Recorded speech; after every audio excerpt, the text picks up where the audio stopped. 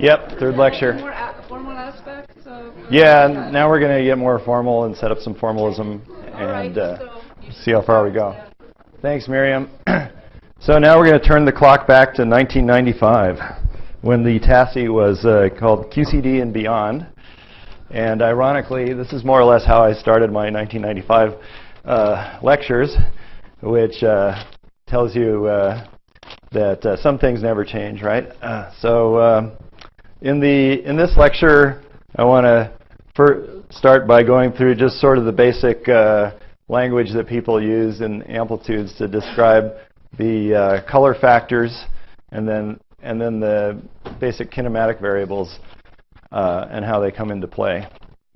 And there's actually this first part of it where we develop the trace basis. I'm going to use some graphical notation for doing the group theory, which I think is pretty convenient.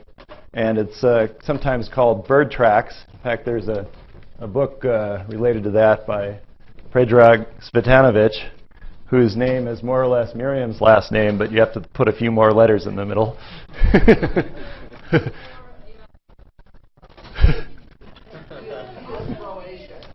Sorry. Okay. Maybe there's a big difference having a few more letters in. Okay. Sorry about that. Okay. My apologies. Anyway, and I also have, this is also in my 95 TASI lectures if you want to read it there, and maybe a few other places. So the basic idea was we're going to, for simplicity, we don't have to do that in this formalism, but for simplicity, as I mentioned last time, we're going to do theories that are all adjoint represent. So that would include pure glue, but also n equals 4 Super-Yang-Mills has only adjoint particles in it. And then all the vertices are going to be structure constants, FABC. But nevertheless, we're going to introduce a fundamental representation so that if we wanted to apply it to quarks too, it wouldn't be any problem. And we're going to sort of break up the adjoint representation into fundamentals. This is, I should also say that this is also related to the double line formalism, which was these first Tuft developed that in the 70s. So anyway, we have that the adjoint, and this is adapted to SUNC, where the adjoint is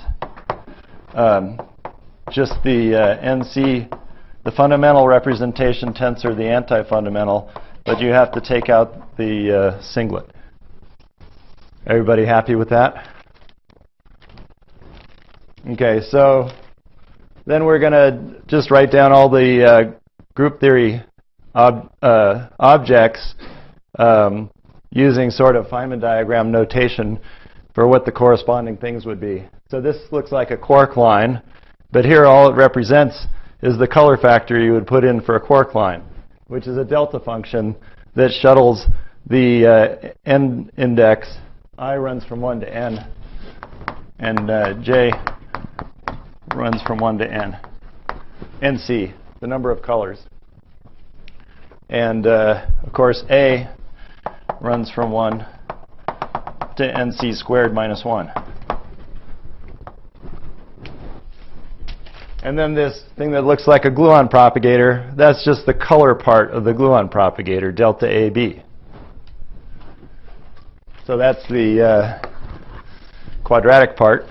And then for the interactions, this will be TA ij, and that here, when I write T, I mean the generator in the fundamental representation, because that's what this line is. And this adjoint index coming off, this is how we write down the generator in the fundamental. And then we're going to write, so then using the definition of the structure constants,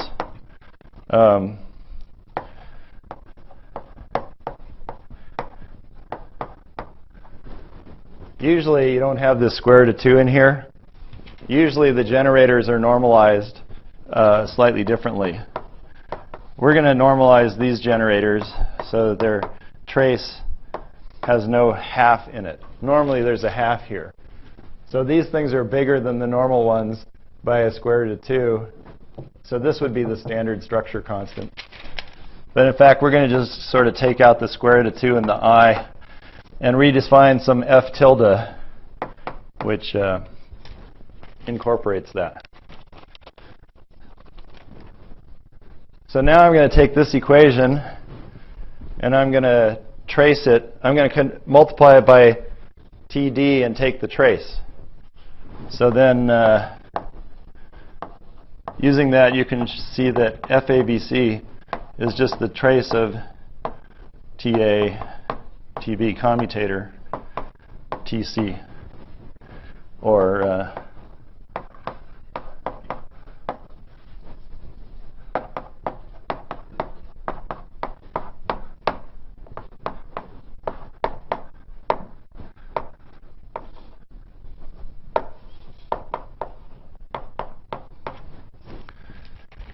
so how would we write that equation graphically? We want FABC to have a graphical depiction using the 3-gluon vertex, which has an FABC in it. But now we can rewrite it as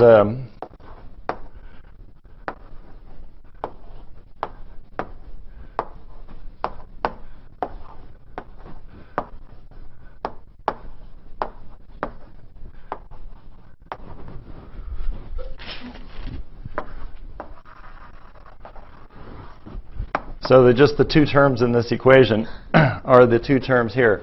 In other words, TA, according to this graphical rule, just looks like this diagram with a arrowed line connecting to a gluonic and adjoint type line that comes out and gives you the TA.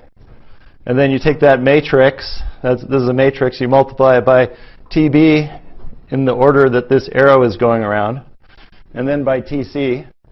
And then you contract it back up again. That's making the trace. So this is just a graphical representation of the product of the trace of these three matrices. And then I subtract off the same diagram with the arrow reversed.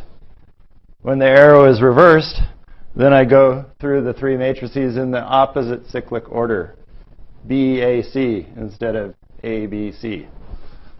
This is in the opposite direction. So does that make sense to people? It's just a handy way to do a lot of the color algebra. And there's one more equation that is very useful, which is that we need to sort of convert the gluon propagator into this. If you think of a gluon coming in here, it looks like it, or an adjoint particle, it looks like it's splitting into a fundamental and an anti-fundamental. But we have to be a little careful because the adjoint is not exactly a fundamental times an anti-fundamental. We have to remove a singlet. So the way we do that is we write this equation here that says if we have two pairs of fundamentals and anti-fundamentals that are connected by an adjoint, the role of that, or we can rewrite that as a tensor structure in this space that has two fundamentals and two anti-fundamentals in it. But to do that, we have to write this kind of hairpin structure. Now, how do I know that I have this coefficient right? What's the job of this projector? Yeah, exactly. Very good. So this thing is standing for a sum over TAs in this bifundamental. And we know that in SUN, the trace of TA is 0, so I should be projecting out the trace. And the way I can do that is to trace over these indices. So I take this equation diagrammatically, take this whole equation, and I stick this on the right-hand side, which is kind of like a delta ij bar on these two indices. And I should also tell you one other thing, that when we've that the dimension of the representation is NC of the fundamental representation, and therefore, if you make a circle, that's doing the trace of the identity with no generators on it, right? So that's NC. So then we take this equation here, and we see that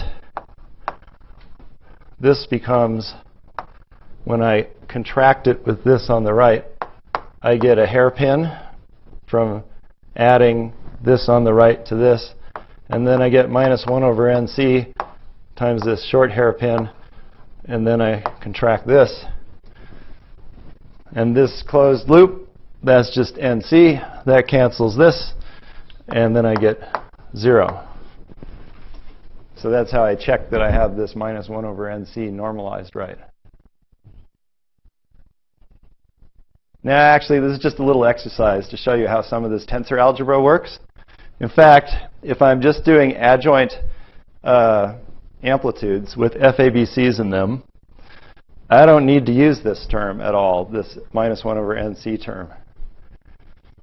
Can anybody see why that might be the case? Suppose I take this equation with the FABC in it, and I basically plug in this term. So we're going to take some diagram like this, and we're going to imagine we're coupling to some other vertex, and we're going to have a term that goes over like this, that comes from this term in the propagator, and then we're going to have minus 1 over NC times this. So you see what I did? I took this propagator here, and I graphically replaced it by something that shuttles these lines over. And then I subtract off a 1 over NC times this short circuit. But every time I have one of these, if it came from an FABC, there's another term exactly the same where I reverse the arrow. Now what happens if I reverse the arrow on this bubble and I add it with the minus sign?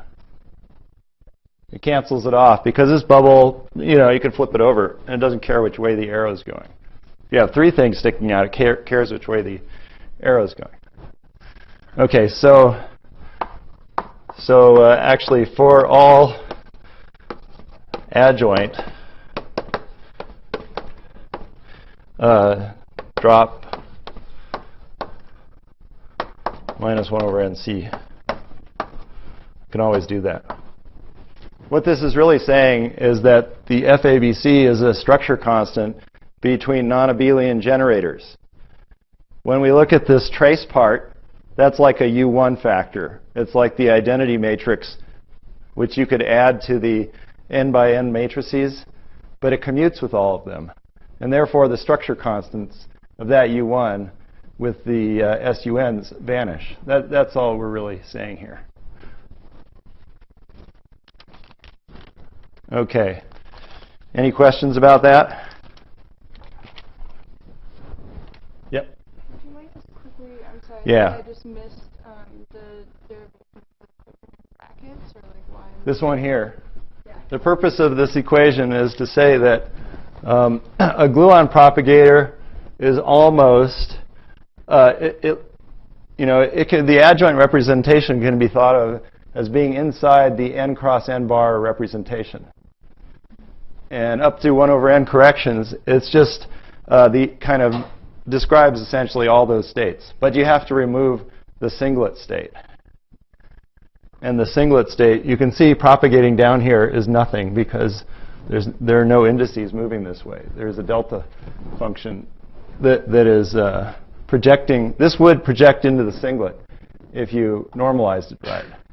But now we're using it to remove the singlet.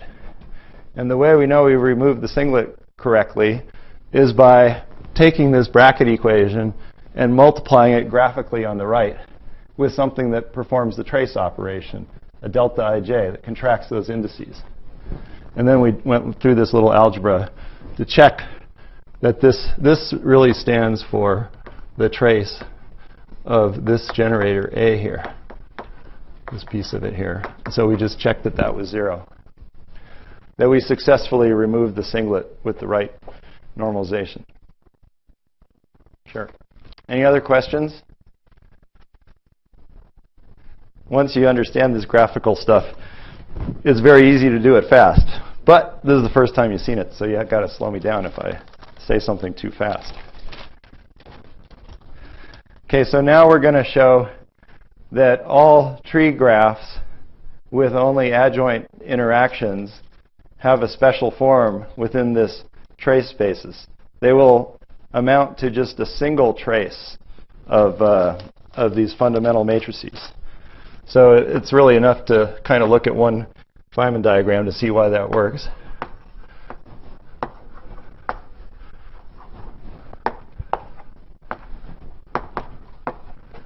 So there's an all-adjoint Feynman diagram. This is just the color factors. This just represents 3 FABCs.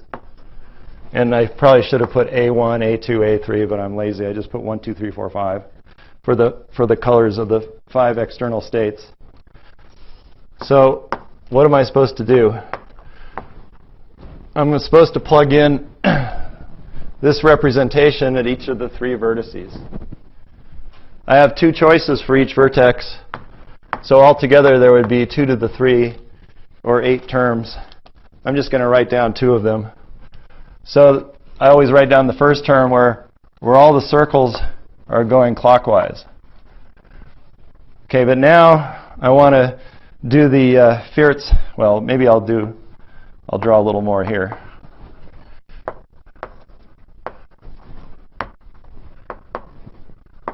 Oh, I don't need to draw. So all these guys are going clockwise. But now I want to use that propagator with the 2 parallel lines to bring this index over here. And then this one goes this way. So I got everything lined up because this arrow comes here and it goes over and hits this arrow. Which it has. The arrows always have to line up because there's a direction to the fundamental representation. It's a complex representation. And then this one comes in here. And let me do this one next. So these line up. Okay, so this contribution is a single trace. It's a trace in the order 1, 2, 3, 4, 5. That's what a single closed loop with an arrow on it means. It means a trace of these generators. And in this case, it exactly matches the cyclic ordering. Now let's suppose we went to this vertex and we took the second term. But maybe I should ask, is that clear to everybody? Because each term I'm going to substitute in this expansion. So I have 2 choices of which term I take. The term with the plus sign and everything going clockwise, or the term with the minus sign and everything going counterclockwise. I have that choice at 3 different vertices. So I have 2 cubed different terms with plus and minus signs. So let's just suppose that now that we've used all the clockwise guys, let's make one of them counterclockwise. That'll cost us a minus sign. The left part of the diagram looks exactly the same.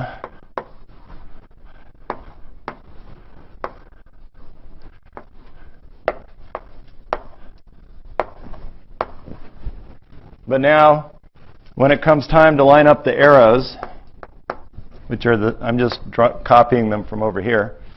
this guy wants to go over here, and this guy wants to come over here. Still a single trace, right? It's still one closed loop, but there's this little twist in it. So this term will be trace of, again, there's a little shorthand here. I'm not writing all the A's to save time, but it's the generator matrices for the external states in the ordering 1, 2, 3, 4, 5. And here we got, say, T1, T2, T4, T3, T5. Because we go 1, 2, 4, 3, 5 as we follow around here.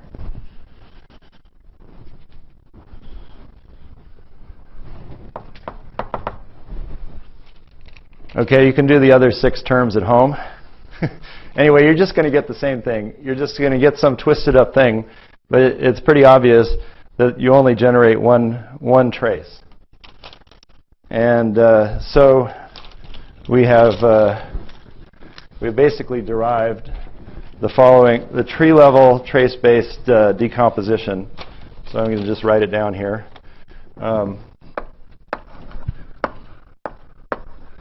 So these are supposed to be curly A's, and we call these the full amplitude, or sometimes we call it the color dressed amp. So at tree level, if we have something that depends on a set of momenta, so these are the momenta, these will be the helicities. If they were gluons, just be plus or minus 1. And then there's some color labels. We usually pull out a factor of the gauge coupling, G, and then we have to sum over all the possible trace structures. And they are characterized by permutations that live in the group Sn, the total permutations, divided out by the cyclic permutations. So we can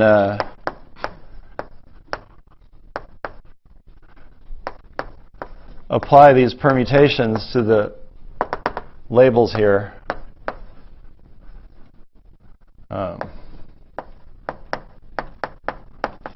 But we don't need to permute the last label. And then we can write down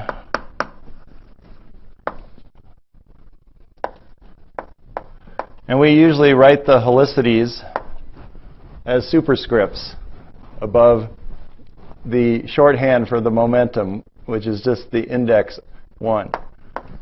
So this is sigma applied to label 1, and coming along with that is the helicity label. Sorry, I ran out of room. Keep doing this index list, and then the last guy doesn't need to be permuted. Okay, so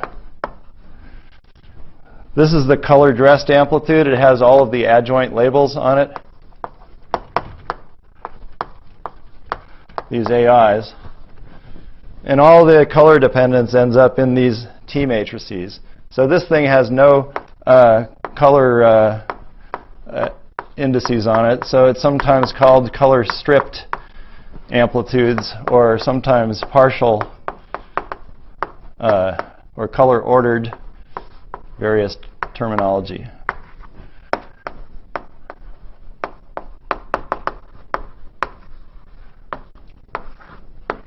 So this is just regular font.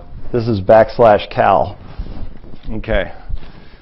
So now the question is, does everybody understand how I sort of went from this picture to this picture?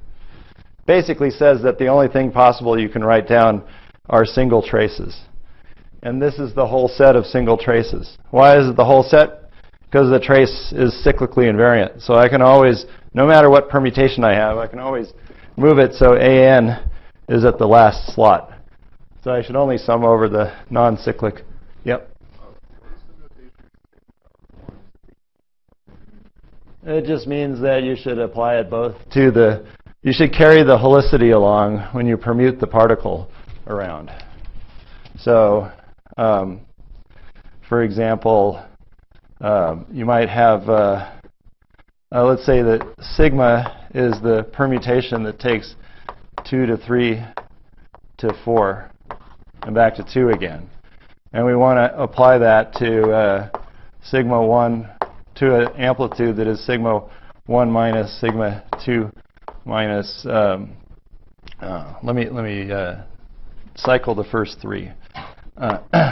Sigma 3 plus. I'm just giving an example here. 4 plus. That would be equal to A4 tree of 2 minus. Well, actually, I'm probably, yeah. Okay, 3 minus 1.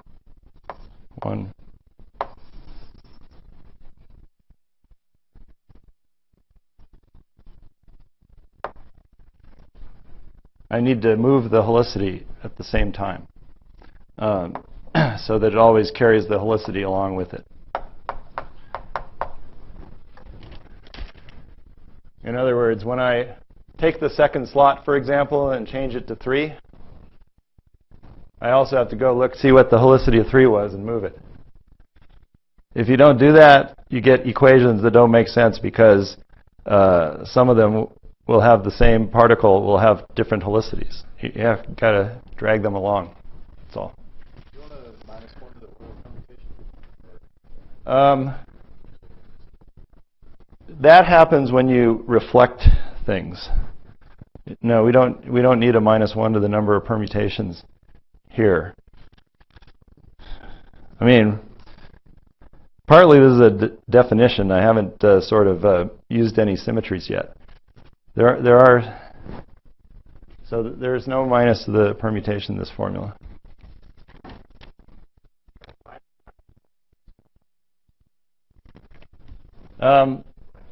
Well, if you want to get the complete color description of the amplitude, it will involve a sum over these color-ordered objects. And you can't get away with just having one cyclic ordering. That's just one piece of the amplitude.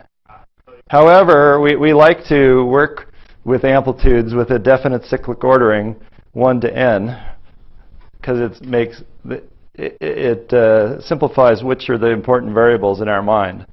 But then to reconstruct the whole amplitude, we apply permutations to those formulas when we need to.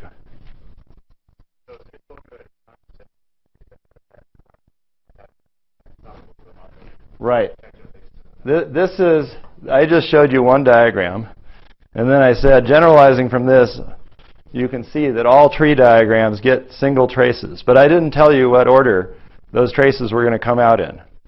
And in the full amplitude, they're going to come out in all different orders, modulo the fact that we have cyclic permutations. Actually, one thing you might be thinking of in that question is, why did we sum over a trace and the reverse trace? Because those coefficients are related to each other. It's true. That's an option. You could divide out by that. And then you would, if you removed the reflections as well as the cyclic ones, then you'd have to be careful about those signs. And it's just conventional to write it this way, even though it's an overcount. This count has n minus 1 factorial. It's possible to use that symmetry to remove it to n minus 1 factorial over 2. However, I'm going to show you that, in fact, there are other relations that take at least this part down to n minus 2 factorial. So these things are not all independent. There are algebraic relations among them. And then there's some other relations.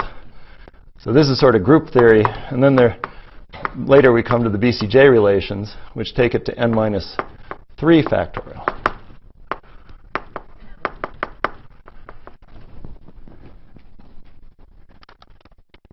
Okay, now at the moment I didn't really tell you anything about why this is a good idea or what are the properties of these things. But the most important properties are that if we take the standard cyclic ordering, and if I don't care about the helicities, I just won't write them down. But because it holds helicity by helicity. But this gets, this is only from ordered, or let's call it planar Feynman diagrams.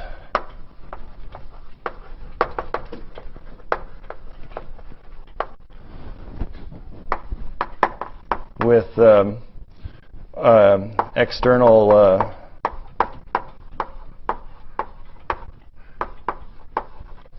legs ordered 1, 2, 3 around to ends, ordered cyclically. So that's an example of a diagram that produces trace of T1, T2, T3, T4. That is the coefficient, the color coefficient multiplying this kinematic guy in the order 1, 2, 3, 4, 5. It also produces some other orderings. But what's important is that if we draw something that is non-planar,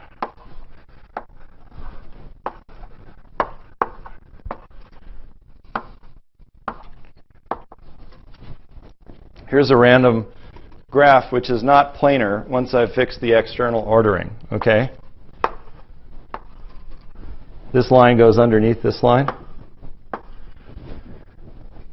So this one here, when you expand out this trace, it's going to have a bunch of stuff. And then it's either going to have T3 next to T5 or T5 next to T3. Because leg 3 and leg 5 both go into that vertex. See, leg 3 and leg 5, because of this non-planarity, 5 can come over here and attach to the diagram right next to 3. And then when you expand this out into the trace, 3 and 5 are going to have to be next to each other in the trace. Because whenever we looked at a 3 vertex, it always coupled together 2 cyclically adjacent guys, or 2 of the guys that it coupled to. So you see, this means that we're never going to get the ordering 1, 2, 3, 4, 5. So A 1, 2, 3, 4, 5 does not get any contributions from this Feynman diagram. It only gets contributions from diagrams that are planar. They look more or less like this, or you can kind of rotate this around and rearrange it by moving things in the plane. Yep, question? Well, I want to be careful to say, yeah, that this is planar with punctures, you know, where you have to put those points in a ordering or in a sector, sort of. So I agree, it's a little different because of these puncturing. Okay. In any case, the fact that these only get contributions from planar diagrams simplifies their analytic structure enormously. Because what we want to do is we want to analyze what happens when momenta have special configurations. And that's the notion of factorization.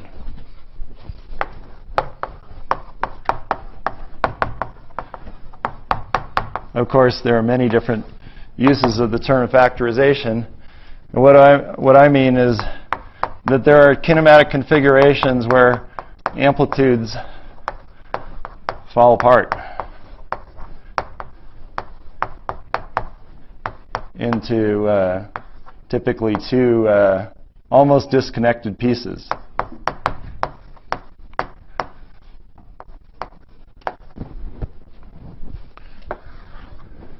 So suppose we have a big amplitude like this, and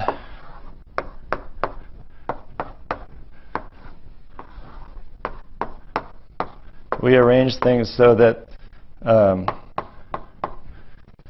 K1, K2, up to Kp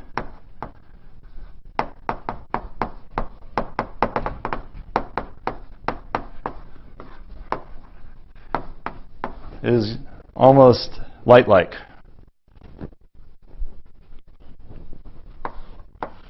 Then this composite momentum, the sum of these things, is going to 0, and so we can expect that this process is going to split into two processes that know almost nothing about each other. In other words, particles scatter here, and then there's an internal particle that can emerge from this scattering process, travel to Alpha Centauri, and then participate in this scattering process. In practice, we never get the two as far apart as Alpha Centauri, but we can do it as a thought experiment. So this is the notion of factorization, that when you have a situation like this amplitude AN, this is A P plus 1, and there's actually sort of two extra legs here, so this is probably N minus P plus 1. So AN in this limit factorizes into AN minus P plus 1 times A P plus 1. And then there's a 1 over this momentum, which is getting very big, that controls the singularity of the amplitude in this limit as k squared goes to 0. Now, we should be slightly more careful because there might be, in gauge theory, two states propagating down this pipe. There might be a plus helicity state and a minus helicity state. And I haven't talked too much about the helicity formalism, but we always label these states as if they were outgoing. So if this state is plus and it's going out, now I want to view it from the other side. So now it's going the other direction. It's the same state, but I'm reversing its momentum to think of it as outgoing from the point of view of the other guy. If I do that, then what if it was helicity plus before? Now it's helicity minus, because the angular momentum is the same. I just changed the momentum. So then whenever we draw these factorization things, we put little helicities here to tell us which state propagates, because in many simple cases only one of them does. And then it has to be the opposite helicity on the other side because of this all outgoing labeling convention. I didn't bother labeling all these with pluses and minuses, but I could have. So there will be really be a sum over h sub k equals plus or minus k to the h here, and this amplitude will have argument minus k to the minus h. And there will be a bunch of other arguments. So there will be a discrete sum in this case. Okay, so we talked about color ordering. We talked about factorization. Factorization controls where the poles are in these amplitudes. If I have a color-ordered amplitude so that all of these guys are cyclically ordered, then I have a much more limited set of poles that I can have. So if it's color-ordered,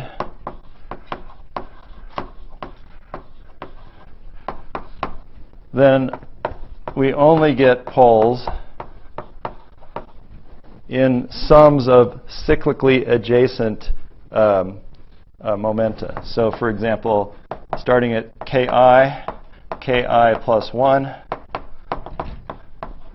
up to kj. We'll usually write this as si I plus 1 up to j or something.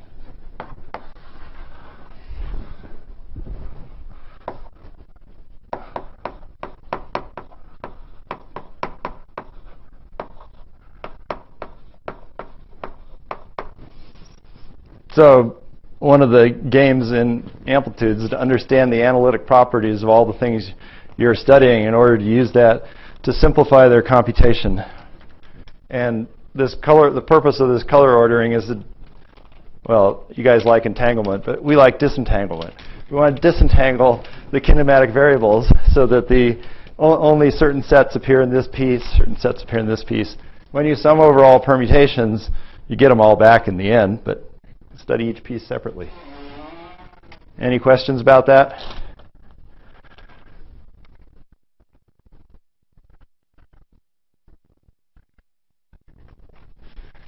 Okay.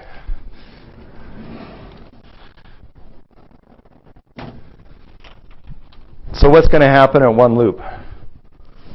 Any guesses? Now, some of you guys are ringers, and you know the answer already. So I need an answer from somebody who has never looked at this before. What's going to happen if we take a loop diagram and start stuffing in these traces? Yeah, that's good. Very good. We're going to get, at one loop, we're going to get NC times single traces. But that's not all. Any other guesses for what we might get? Yeah, good.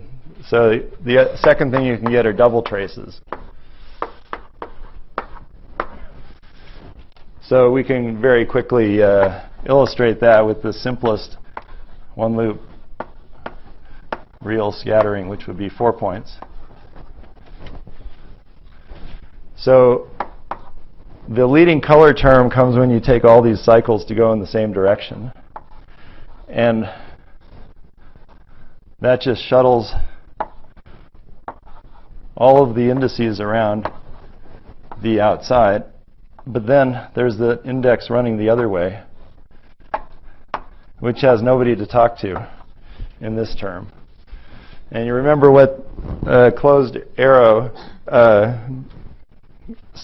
line closed loop is. This just stands for NC. So that's the NC that Billy guessed correctly. And then there's the single trace around the outside. But if we reverse some of the arrows, for example, let's reverse the bottom two arrows. So I copy the top structure. But on the bottom, because of the arrows, there's a switch from inside to outside.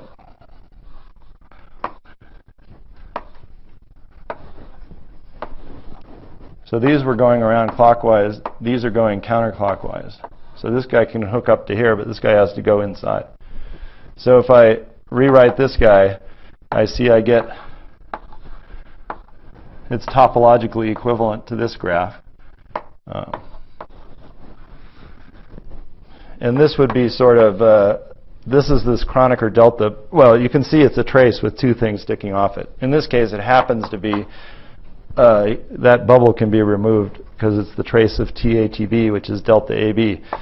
But because I want to illustrate the more general thing, just leave it as traces. And if you stick more gluons in, you'll see a lot of terms that have this double trace form. Why double trace? Because there's sort of just two lines going around the loop. You can't find any more lines than that in the case with just adjoints going around the loop. If you go to two loops, you can get triple traces and so on. Okay, good. That's one way of doing color. But there's another way of doing color which is different, and the fact that there are two ways of doing it lets you derive some identities rather quickly. So let's see, where am I at? I started at 10:45, so I have a half hour left or so. Thanks. And I guess it's time to attempt to wash the blackboards again, maybe.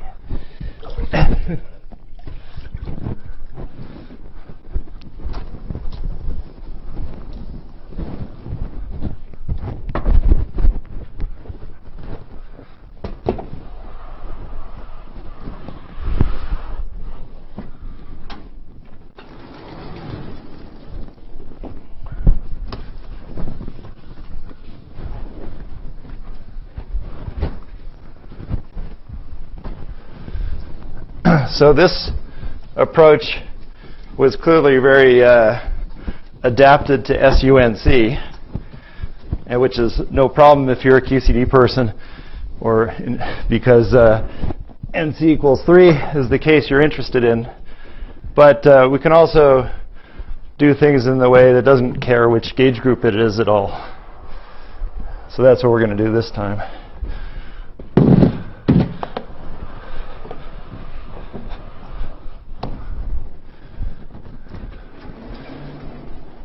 I probably didn't even use the third board here.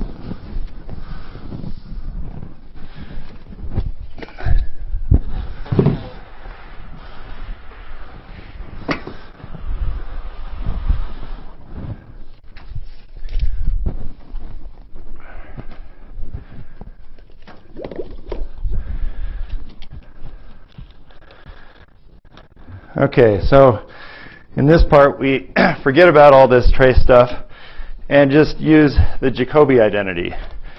So the idea of this is to identify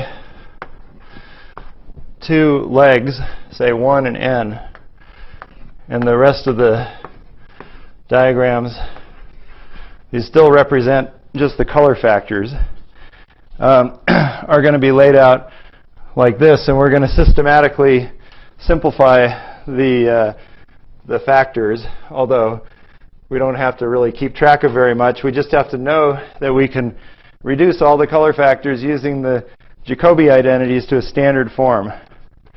For example, let's see, here's one.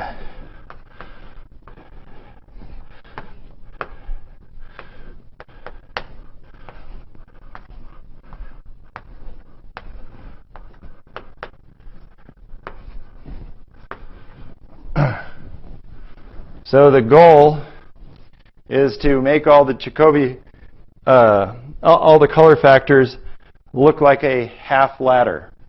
That'll be something that runs directly from 1 to n, just spitting a bunch of gluons off on one side. This one's different. It has gluons coming off, but some of them are attached to non-trivial trees.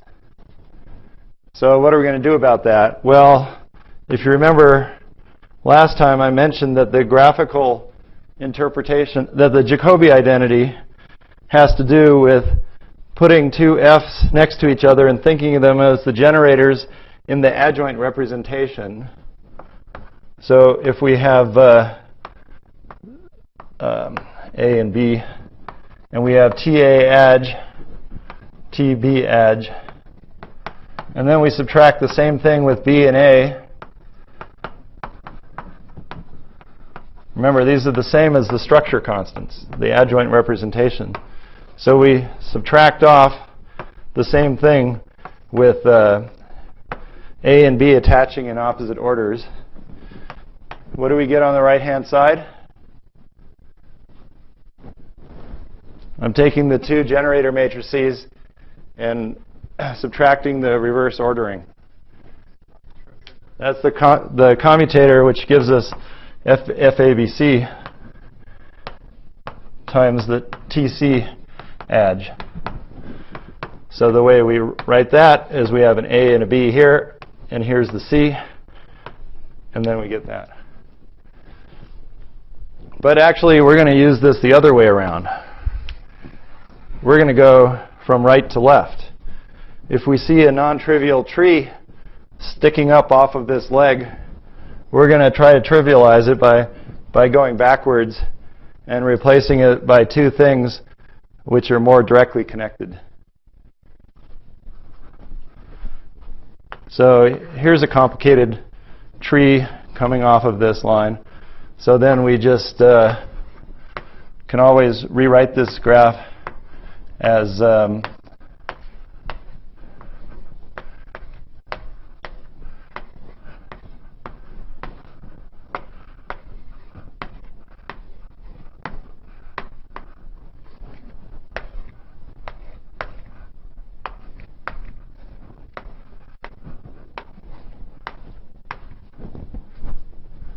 so let me just draw a little circle.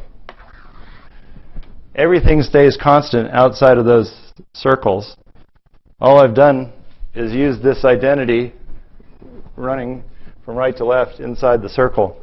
So I took a guy that had a vertical type propagator, and I replaced it by two ones where this propagator runs horizontally, but I have to swap it over in one term. So you see I've simplified this tree, which used to have a more complicated structure, into this structure. And now it's pretty obvious I can keep doing this. You know, I can apply the same rule to remove this tree and this tree and this tree. And in general, for any tree graph, you can keep iterating this until you get down to something that looks generically like this, where you just have single stubs. Yep.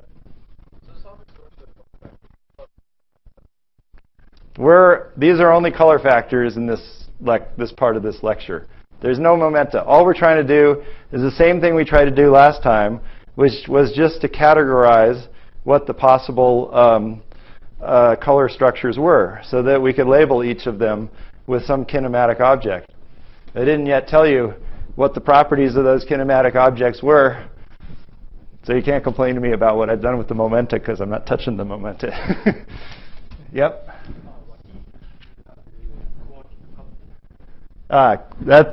Yeah. So the point is, a very good question. I should have said that earlier. We have quartic vertices in Yang-Mills theory, but if you look at them, they're all proportional to products of two FABCs, you know, contracted together. So from the point of the color structure, you just expand them out. This is not a real propagator inside. It's like an auxiliary field. It's something that doesn't have any dynamics. But from the color point of view, it's just it still has two structure constants. And the way they're hooked together is like at tree level. So it doesn't destroy any of the arguments. In fact, when you talk about later BCJ relations, we write everything in a cubic graph structure. And then we have to take the 4-point answer. We got to pretend there was a 1 over p squared there to assign it to a cubic graph. And in that case, then we have to keep track of the momenta. And we have to remember that that thing gives us something which is p squared over p squared. So we pretend there's a propagator and something canceling it when we deal with the 4-point case. But it's important to know that that's the structure, and it's not some other structure that might be more complicated. You could imagine that you could have a vertex that has some kind of quartic Casimir, if you know what those things are. And that would disrupt the counting. Then it wouldn't follow this single trace at tree level, double trace at loop level anymore. You do what I say. You plug in the quartic there's this thing called the quartic Casimir, which is D, A, B, C, D.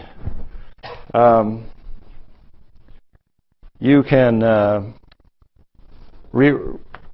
often rewrite it as a symmetrized single trace and stick it in, but actually that's the fundamental one. I mean, again, it depends on whether you're following the SUN route or the more general gauge theory route. actually, what you usually do with it is you leave things expressed in terms of those Casimirs. When you do a multi-loop QCD calculation, those things start to come up at three or four loops. And then you know that, well, anyway, you can use the trace spaces to reduce things, but you can also often reduce things to quadratic Casimirs, but at some point you can't, and you have these symmetrized adjoint guys. Typically, you leave them in the final result and evaluate them for SUN when you need to. So the last thing I want to do is I just want to fold these guys over just to put them in a standard form. That costs me a minus sign because of the anti-symmetry, because FABC is totally anti-symmetric.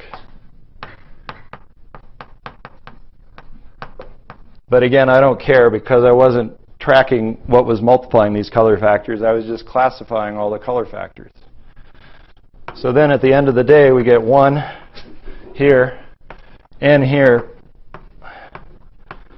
And then you could get generic permutations of the legs between 1 and n. So I need to put this down.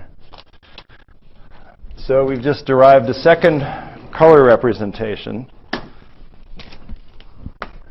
which says that \cal a and tree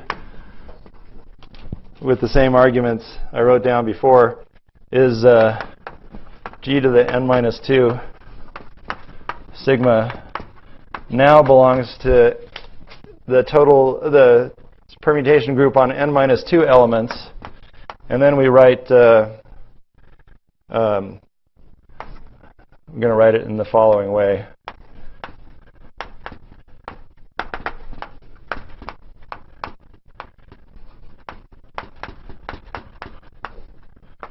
We can think of it as an operator that goes between A1 and AN and has the adjoint generators and spits out these indices sigma 2 to sigma n minus 1.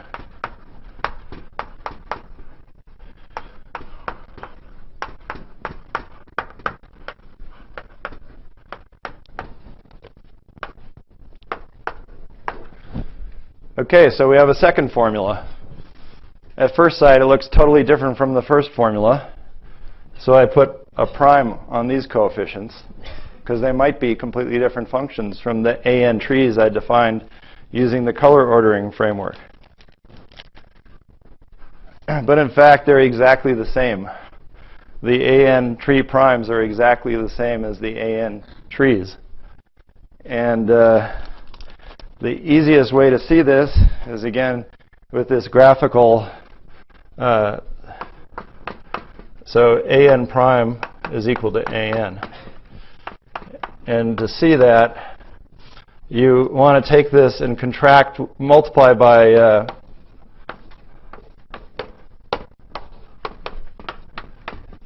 a trace in this reference ordering A1, A2 up to AN. And then sum over all the adjoint indices. So as usual, I'm going to do this graphically, because you guys are all experts in this now. I know it came at you pretty fast, but.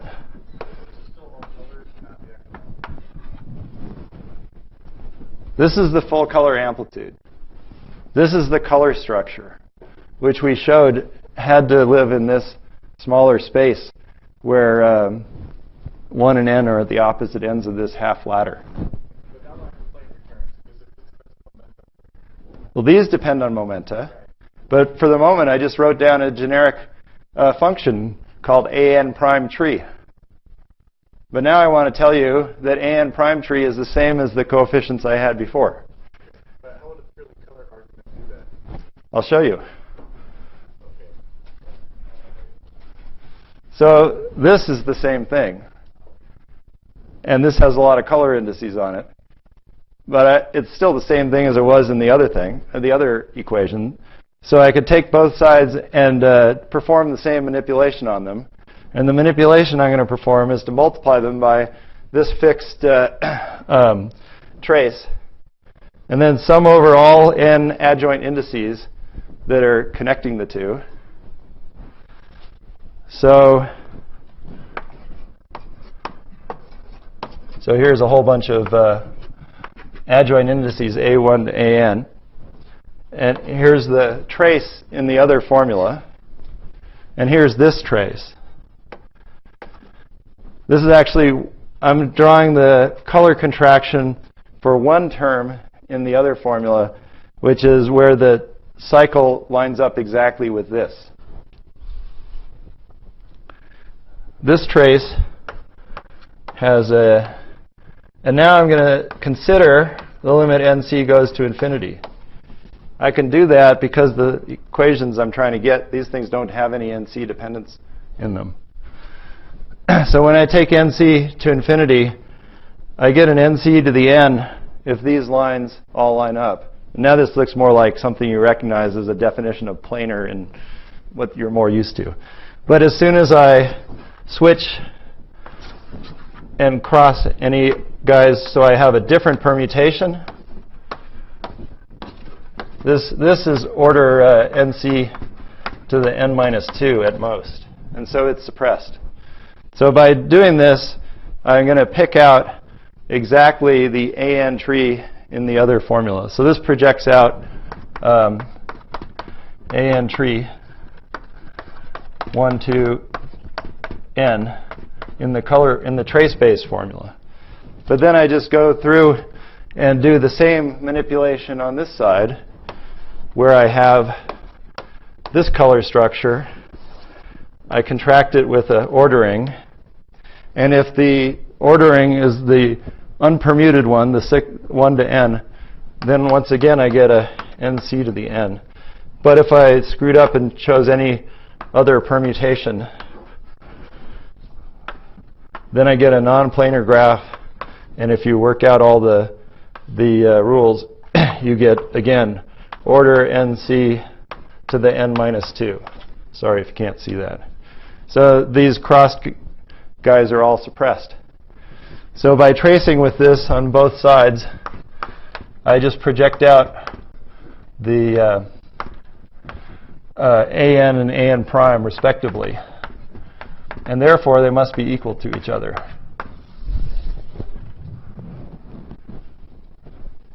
So by the principle of computation by erasure, I can get that equation. Any questions about that?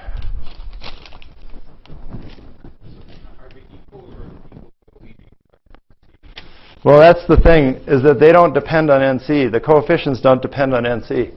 So I was able to use a trick of considering NC goes to infinity, but the conclusions are equally valid for any value of the gauge group because there aren't any NCs in them. If you go to the multi-loop level and identify certain trace structures, they can have subleading terms in 1 over NC squared, but this is a tree-level argument, so they just no NC dependence inside those things. Okay, so we have one formula that says there are n minus 1 factorial things, and another formula that says there are only n minus 2 factorial things. Therefore, there must be some relation among the n minus 1 factorial things. There's too many of them. So how do we get those relations? Well, we take this color structure here, and we just go through and expand it out in the trace basis using those diagrammatic rules. And what you find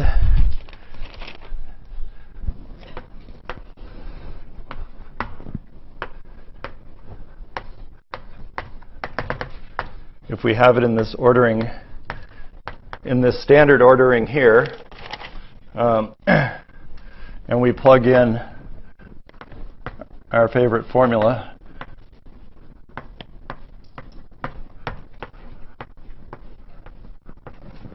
with arrows going one way and arrows going the other way.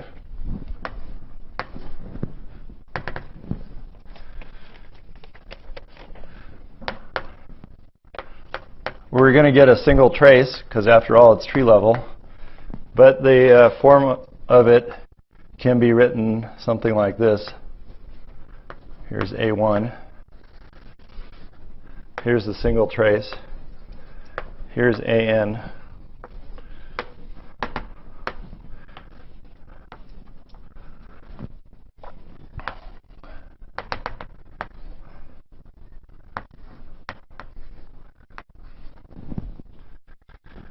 So I've divided this set here from 2 to n minus 1 into two sets, alpha and beta. And the property is that A2 to AN minus 1 has to be contained in a set of sets, which is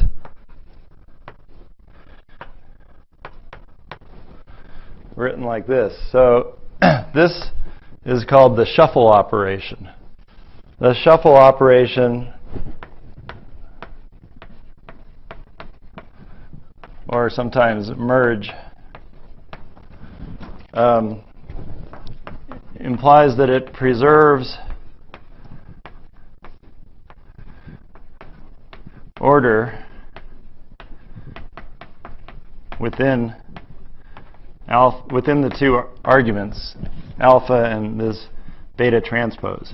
Beta transpose means beta in the reverse order. Take the elements of beta and reverse the order.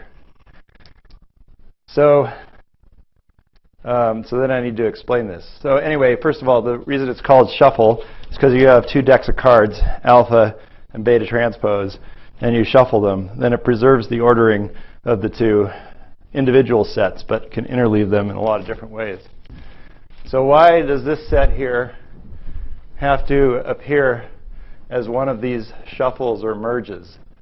Well, that's because when we went this direction, the beta guys came whenever the alpha guys came whenever you took a clockwise guy. Then they sort of couple to the top of the loop, whereas the beta guys reach under and couple to the bottom of the loop.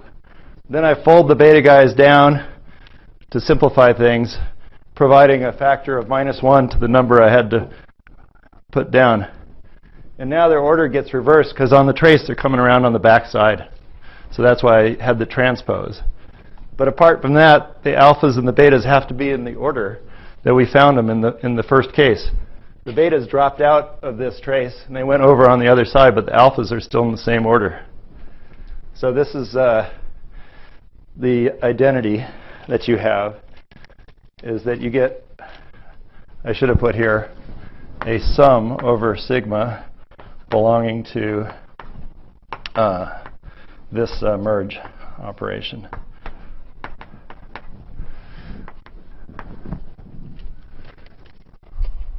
Okay, so that's really all you need to then identify the coefficients and derive a relation that says that AN tree of 1 alpha n beta, that's sort of stuff on this side, is equal to -1 to the beta times the sum over this sigma belonging to alpha shuffle or merge beta transpose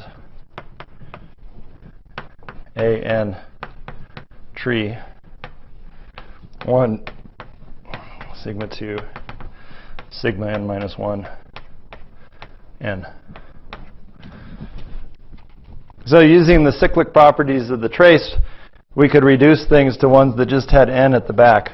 But using this group theory derivation, we can make sure that any two that we want are next to each other. And that's sort of why we only have n-2 factorial things to consider.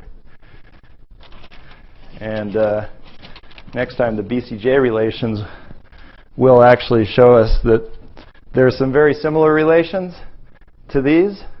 I should have said these are called the Kleist-Coif relations. And they go back to 1989. Whereas the BCJ relations date from this millennium. like 2008. Anyway, they have a similar, superficially similar structure, except they will have kinematic factors in the relation. This relation has no kinematic dependence, right? It just has plus or minus signs in the linear relation. The BCJ relations have some kinematic dependence in them, and so they're more deep and dynamical than these relations. And they will reduce things to n minus 3 factorial, so you can put any 3 you want in a row and get everything else from those. They also have a derivation from string theory. But before I get to those, I want to do some more.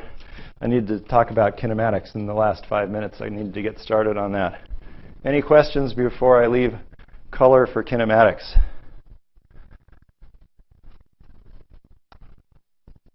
Okay. Kinematics deserves a new stick of chalk. Okay, basically, for massless particles,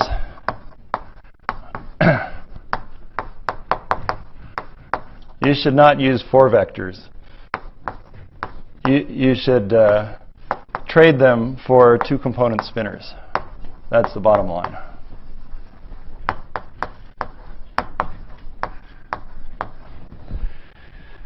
Remember the Pauli matrices.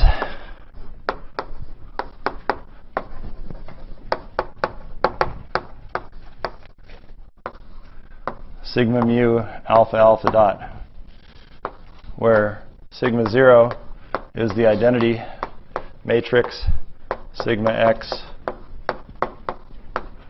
sigma y.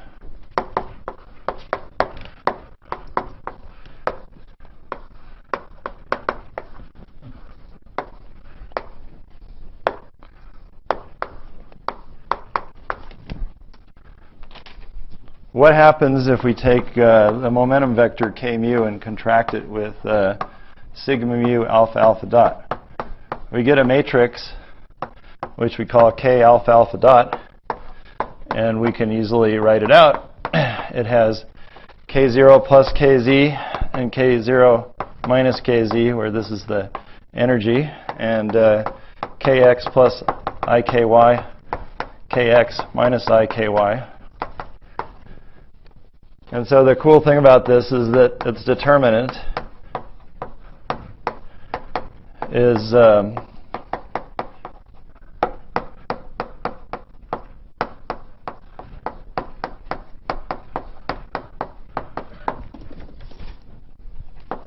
the momentum squared, which is 0 for massless particles. So if you have a 2x2 matrix with vanishing determinant, it must be a product of row times column vectors, because the determinant vanishes.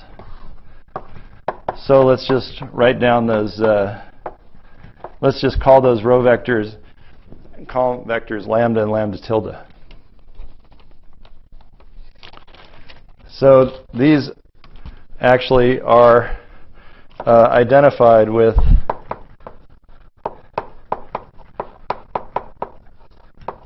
at least for the case where k is a moment. This is a little bit, this is a Dirac spinner. This is a right-handed projector.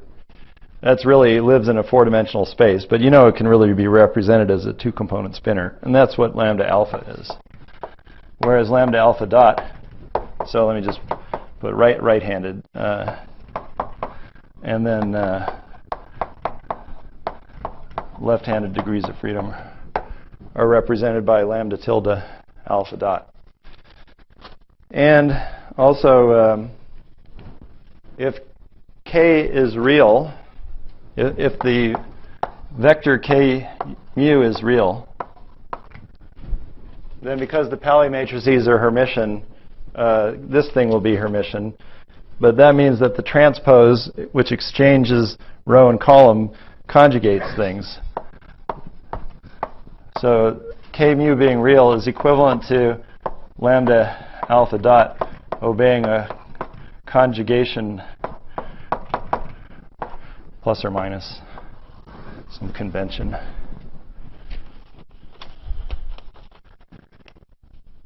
Okay, so we're going to use the lambdas and the lambda tildes for the most part instead of the k's, because everything is much more simplified in terms of them.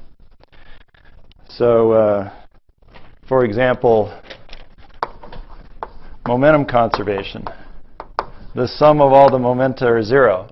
We can contract that sum with the sigma matrices, rewrite it as k alpha alpha dot, and factorize it. I should probably just say, though, that when we have a lambda that corresponds to ki, we just put the I in there. And the same thing for lambda alpha dot. We just use the momentum label. So then momentum conservation becomes sum over I equals 1 to n lambda I alpha lambda tilde I alpha dot is equal to 0.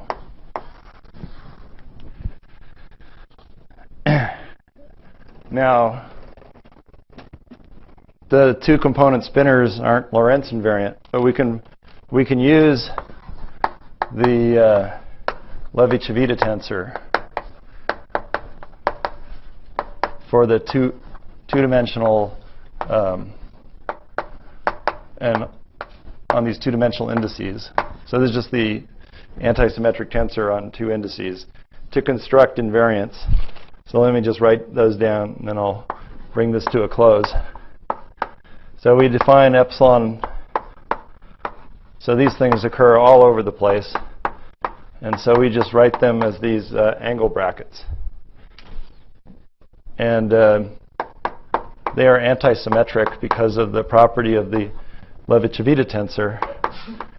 And in particular, I is 0. And similarly, we have to define ones with dotted indices that connect together the two lambda tildes. And these are defined by square brackets. And again, they're antisymmetric.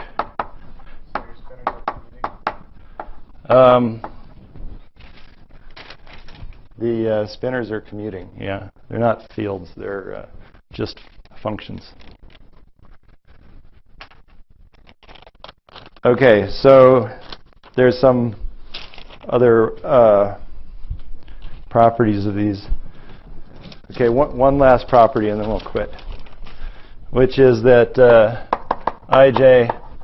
Ji has a couple epsilons in it, and then some lambdas and lambda tildes.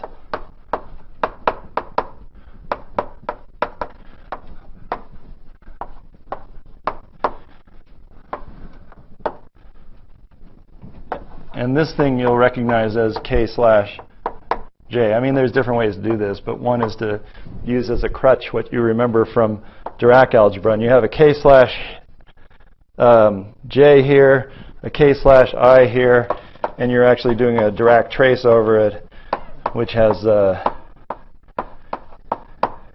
actually 1/2 of ki slash kj slash. So this works out to be 2ki dot kj. Since everything's massless, this is the invariant Sij. So let me just rewrite that here, because it's an important formula. If the k's are real, then Ij is plus or minus Ij star, because of the condition that we found on the lambdas and lambda tildes that enter these products. So if this is the complex conjugate of that, and they multiply together to give this, then for real momenta, Ij is the square root of Sij e to the plus or minus some phase angle. The reason this is so important comes back to what we were talking about with the collinear limits. In the collinear limits, because of this angular momentum suppression, the amplitudes always go like square roots of the invariance in the denominator. And they also have some azimuthal behavior because of the violation of angular momentum conservation. And so these spinor products turn out to be perfect to capture the collinear behavior. And so all the helicity amplitudes look very simple written in terms of these spinor products. And they also allow us to do some tricks with complex kinematics, which we'll talk about next time.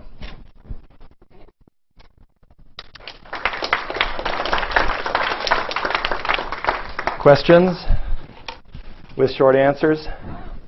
Short question. No, it's the answers that have to be short. Questions are always short. Yep. So these properties are only true on shell. How does this off shell? Yeah, well, that's sort of the purpose of the rest of the lectures. But basically, we want to use analyticity to deduce off-shell properties from on-shell properties.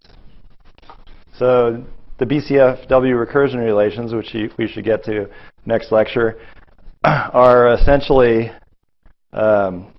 using analyticity of a meromorphic function in the complex plane and Cauchy's theorem to reconstruct the function at a particular point where internal propagators may be off-shell by going to other points in the complex plane where selected propagators go on-shell. And then we can use the factorization idea that I mentioned. I sort of showed it for real kinematics, but it holds for complex kinematics. And so that will tell us what the residues are, just to sketch how that's going to work. And then when you go to the loop level, you kind of do similar things. You talk about the loop integrand as some rational function of the loop momenta. But maybe it's too complicated to analyze, so you push it into you discuss one parameter complex variations and do one. I mean, actually, people do analyze it in multidimensional complex variable type analysis. So analyticity lets you go from on-shell to off-shell in a nutshell, so to speak. Maybe we should wrap it up and you can talk to me. Sure.